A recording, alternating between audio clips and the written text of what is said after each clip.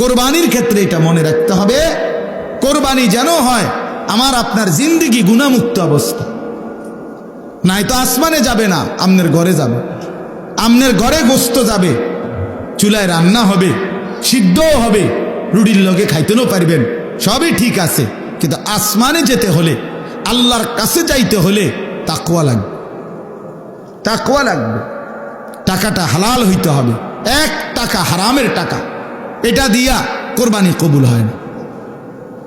এবং হারাম টাকার শরিক যে হয় তার কারণে বাকিদের কোরবানিও কবুল হয় না।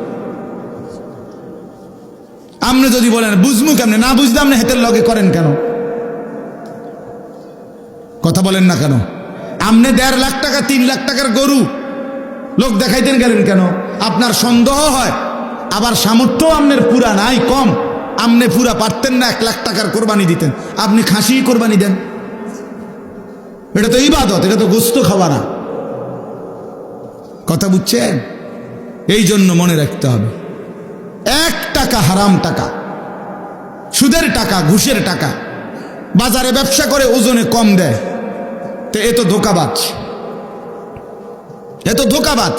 পণ্যের গুণাগুণ 2 নম্বর মালরে 1 নম্বর বলে, 3 নম্বর মালরে 1 নম্বর বলে, এ তো ধোঁকাবাজ, বাটপার।